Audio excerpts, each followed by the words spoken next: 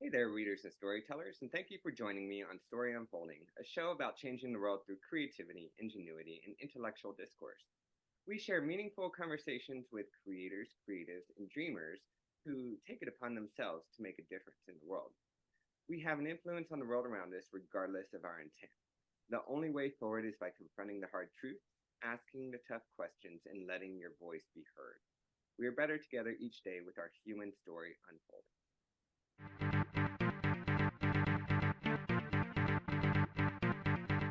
Now, I am pleased to have Isaiah Burt on with me today.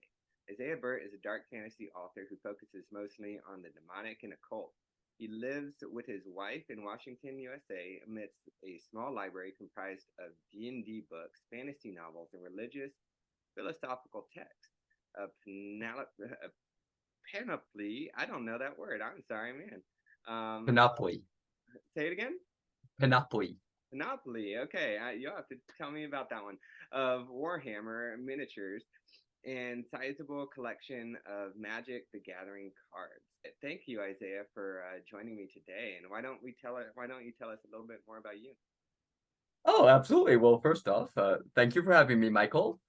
Um, as for me, the long and short of it is that I eat, breathe, and sleep storytelling. That's what I've done since I was eight years old. I remember when Lego first came out with the Bionicle line. I don't know if you remember that or if you had heard of it. I've heard of it. But Yeah. but Legos were a huge thing in my household, and they started releasing these action figures. I actually have a few at my desk, of course. Oh These wow. guys. So here's a blast from the past from everybody. Say hi to Toatahu. And what really got me going was that first off, they had this really out there techno biological appearance. And they had this super intricate story, more than you ever had any right to expect from just an action figure line. And I really delved into the comic books, I delved into the novels, I really enjoyed building my own. And then by the time I was hooked on that, I was already playing. I started playing Dungeons and Dragons when I was 10 years old, and I started with the second edition of that. That was what was played in my household growing up. And from there, I just started writing, and it felt so natural, and I decided, yes, this is what I want to do with my life, no matter how hard it is, no matter what it takes. That's what's gonna do. And honestly, all the good things in my life have blossomed out of that. I've connected with numerous people over a shared love of fantasy. I met my wife through a mutual love of writing and role-playing games. I've connected with publishers because they saw my work and decided they wanted to work with me, or I just submitted some work to them because I saw they had the submissions open and they got back with me.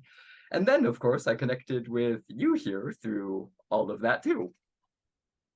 Wow. Quite the journey. Man, there's so many things to unpack here. I can't wait to talk about more. Before we start diving into the deeper conversation, why don't you tell us first about the book that you're working on, or your main project right now? I know I have your Legacy of Flames right here behind me. Yeah, why don't you tell us a little bit about that? So, Legacy of Flames is definitely the project of mine that I am most proud of. And that segues perfectly from what I was saying about connecting with various people through my love of writing and fantasy. So, my friend Neil Litherland, and a quick plug for him, for those of you who may not have heard of him, the literary mercenary, look him up. Please check out his work. It's really great. I've read his sword and sorcery novel, Crier's Knife. He's a great writer. Anyway, he's working on this fantasy setting called Sundara, Dawn of a New Age. And the main premise of it is taking all of those very familiar fantasy tropes. So your dwarves, your orcs, your elves, your dragons, and pretty much all the things we would associate with D&D, but working now to put a fresh new spin on them. And in particular, what he really did a great job with in his supplements covering the various species that inhabit Sundara is fleshing out the ethnicities and how they're all different from each other, how they interact with the world around them, how their cultures are all distinct from one another, and also, too, how their physiological differences impact all of that. Because, well, if you have an ethnicity of orcs who can spit acid, that's obviously going to make a huge difference. And it's all really, really well put together and internally consistent. When I saw this setting, I decided that I really wanted to write a story set in it. Now, the first supplement that my friend Neil published for it was called Ironfire, and it is a city that is all about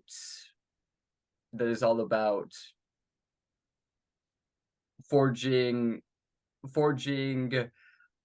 weapons and doing everything they can do with this exotic metal called dragon steel. It's also a hub for mercenary groups, and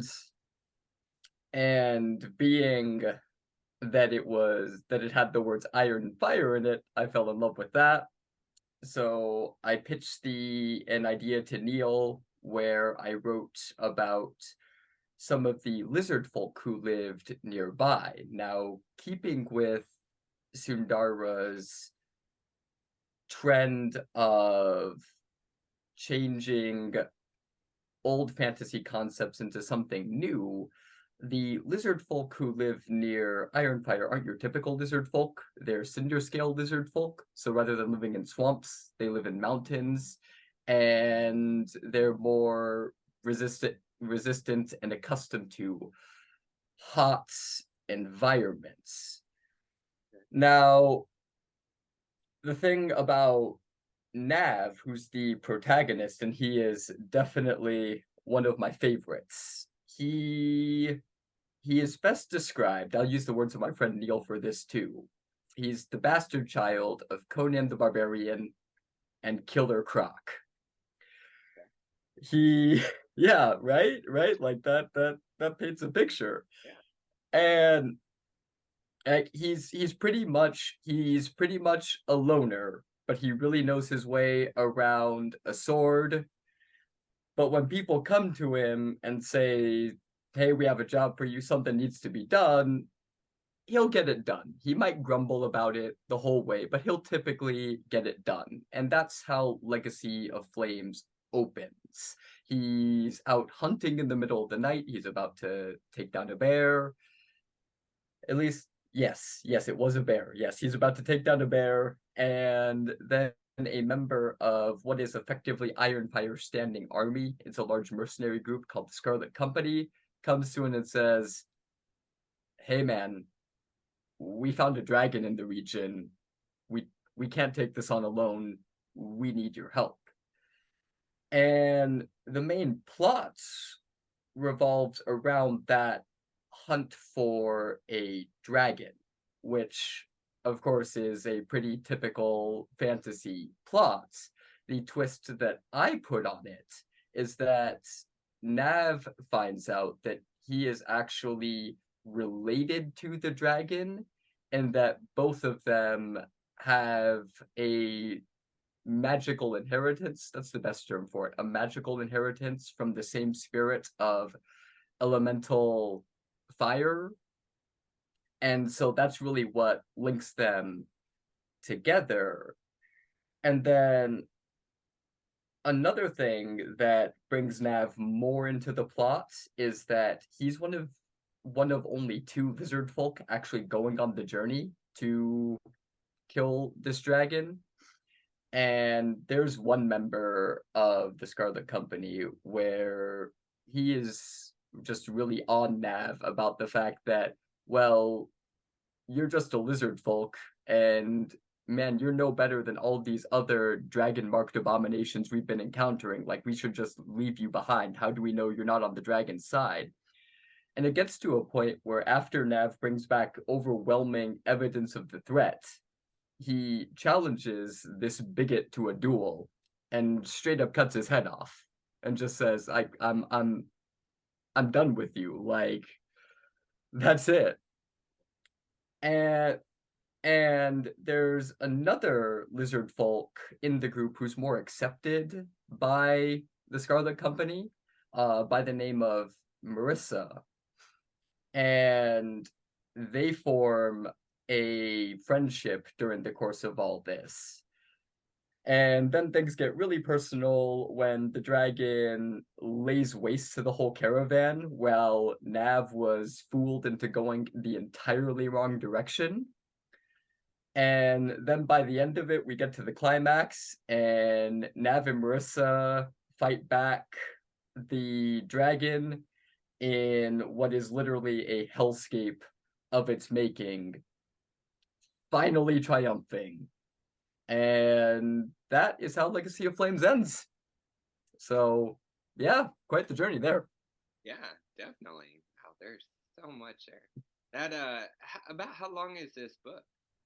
It's about 50 pages long. It's just a novella, so it's not overly long. But yeah, it's about 50 pages.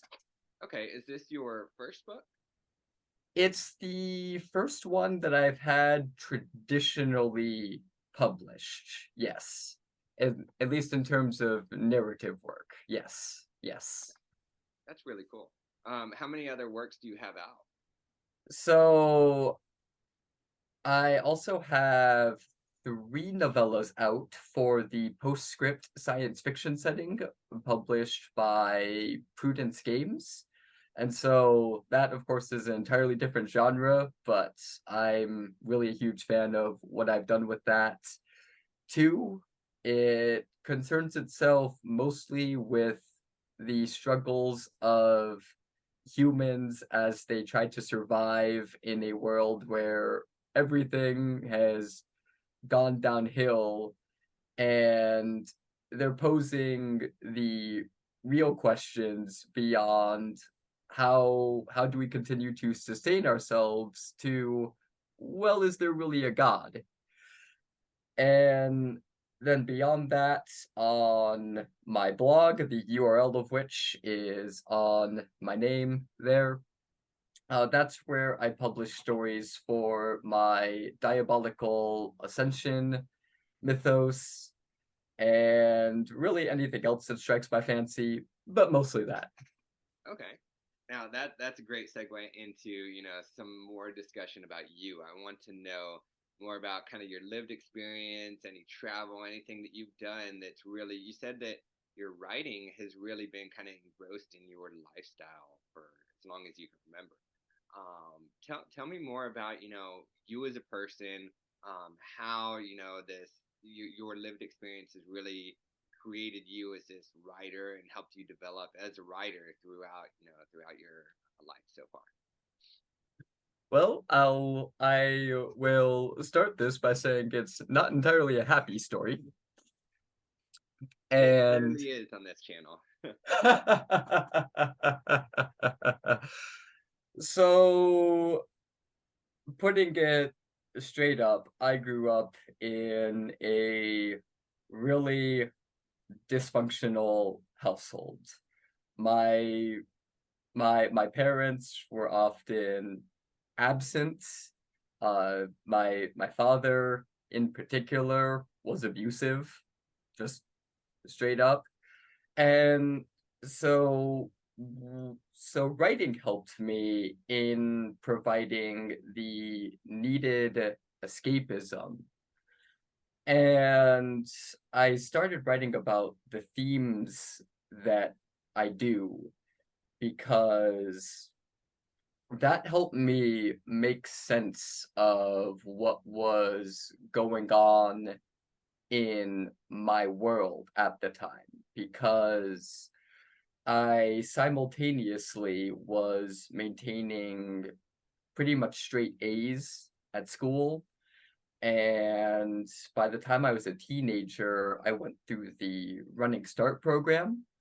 And that's one where, for those who have a high enough grade point average, essentially, they can go to the local community college and have their tuition paid by the government.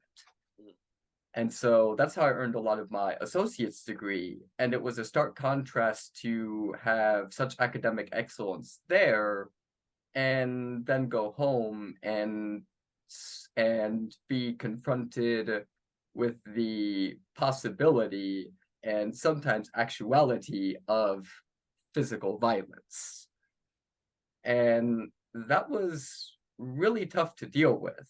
And so writing, and then especially playing Dungeons and Dragons, helped me deal with a lot of that because of being able to act out and play through that violence, making sense of it. One story I recall from that time was, it was shortly before my parents began their divorce, and things got really heated again.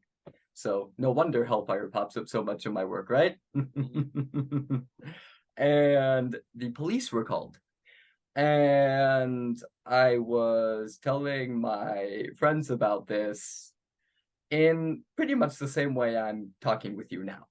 And they're like, how are you so just okay with this? How are you able to treat this like normal? And the long and short of it is that when you have no other choice, you make the best of what you got, because that's just what you gotta do.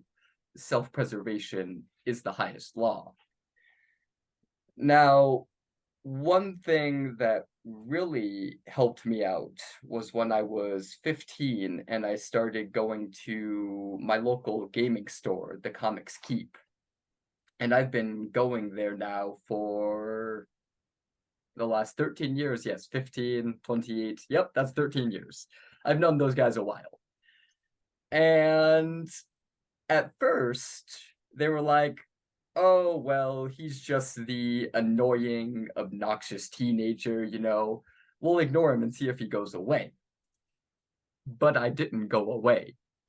And so they decided, all right, well, if he's not going to go away, we'll at least be like older brothers to him, and we'll help him out, and we'll prepare him for life the best that we know how.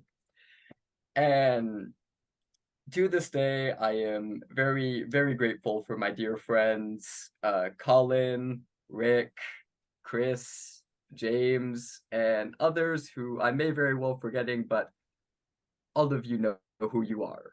Just being there to play games with me, paint models with me, listen to me, that was all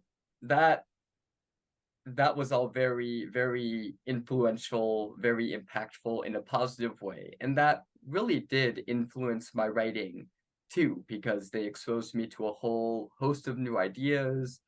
They showed me what real friendship and family and community was like. And yeah. And the last thing I would say that really impacted me as a writer from growing up was the trip I took to China, which I touched on briefly in the interview. but it was really something else to go there and see it all in person, to go on the Great Wall, to see the terracotta soldiers, and the rigidness and militantness of the old style architecture combined with all the black and gold, that really spoke to my sense of aesthetics. So I hold that close to my heart. Yeah. So that's a lot. Thank you so much for sharing that personal anecdote. And for those of you who are listening, Isaiah mentioned the interview. So we do have a written component of this interview that goes hand in hand with this video recording. The written component will be listed on my website, michaelcamarillo.books.com. That's already up there for your reading pleasure. So all those links will be located down below. But yeah, I encourage you to go check that out because those are all direct question and answer, right verbatim from Isaiah. It's his words. So it's fantastic read if you have the time. So everything you went through, I've seen this. I personally had, a very transformational moment that led me into my first writing of my first novel. And there's a lot of, existential themes throughout my book. So I've seen this as kind of a trend with authors I've talked to offhand and authors that have been on this channel, that your personal experience, your lived experience really drives what it is you talk about. Now, a lot of us tend to do that unintentionally, while some do it with a little more intent. I'm curious, is there anything you intended your writers to get out of your books? Or if, on the contrary, if it's not intended, are there things that you think, your readers could glean out of what you've written? So for most of my fantasy work, the only overarching theme I put in there with intent is triumph by showing strength through adversity. Honestly, with Legacy of Flames specifically, my main goal there was to marry my sense of aesthetics to a fantasy setting that explicitly lacked hell and demons, and that was the main point there. Now, with my postscript science fiction works, I delve way more into philosophy and asking those sorts of deeper questions, notably challenging the concept of spiritual truth as a guidepost for life. Because in each of those novellas, more specifically, Clash of Fervors and The Night Queen, we are confronted with two sides, where one side very much believes that God is the light and the way and all that sort of thing, and another side where they believe in a similarly fervent cause and have another sort of deity. And I make sure to depict neither of them as really better than the other, because we often see in these conflicts of good versus evil, where the side that believes in the light and the truth and the way often automatically triumphs, and that's just not how it is in real life, and I don't think that's how it should be at all. So devoting that time to show that both sides have flaws and both sides have merits is very important to me. I love that. I think that's a beautiful way to look at things. There's complexity and nuance throughout life, and that's something that we need to really embrace, especially in this time. There's so much divisiveness in the world.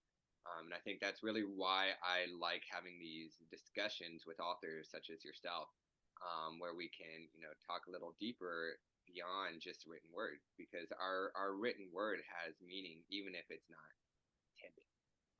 It's all up to, once we put it out to the world, it's all in the hands of the reader. So whatever we put out there, I was reading a meme earlier last night, and it was funny. It was talking about a Tolkien analyst saying, all the deeper meaning of trees, and then it was like Tolkien says, well, I just like trees. And Right? yeah, it's beautiful. I mean, that's really the world that we live in. So we are running a little short on time, and I'm going to open up a topic that probably could last 40 minutes, but try and give us a short version, because you were talking about spirituality, you've talked about your love of demons and hellscapes and all this stuff. So I want to open the floor for something that I was really intrigued about when I read your interview. And that was something that has to do you want to just, you know what I'm talking about, right, Isaiah? Oh, yes. Oh yeah. So why don't Yes. you just take the floor on that and tell us a little bit more about that? So, what my dear audience, Michael is referring to is that I am a member of the Church of Satan, founded by Anton Xander LaVey in 1966. Now, before I go any further, for as much as I love Satanism and for as positively as it has impacted my life, I do not have official permission to speak for the Church of Satan, so the views expressed herein are mine and mine alone, and should not be held as the views held by the Church of Satan. So, now that we got that out of the way, I first encountered Satanism when I was 16 years old, and I read the Satanic Bible. Now, this was truly an eye-opener for me, because I had grown up, as many Satanists did, in a devout Christian household, and I used to be a Lutheran for a while, but with how my parents were treating me and the overall world around me, I couldn't hold to it.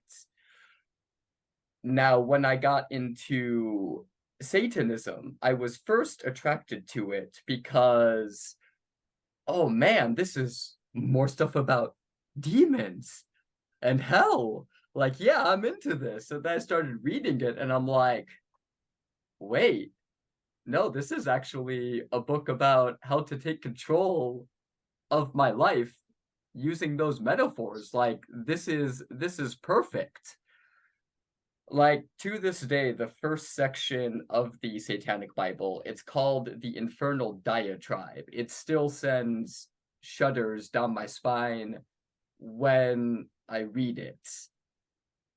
It is about 8 to 10 pages of verse written similarly, in a similar format to Bible verses, and it's taken from the book Might is Right by Ragnar Redbeard, and the message there is to be the best individual you can be, triumph over your enemies, and make your goals manifest. And then from there, reading the essays in the Satanic Bible, where Dr. LaVey presents bedrock, real-world solutions for dealing with everyday problems, like, what do you do when you feel someone expects entirely too much of you? Or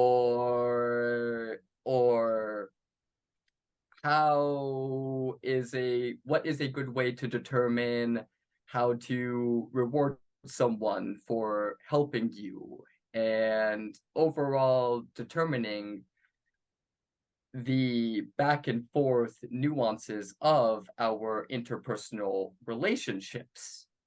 And then finally, what I would say the most radical thing of Satanism is the techniques for greater magic ritual.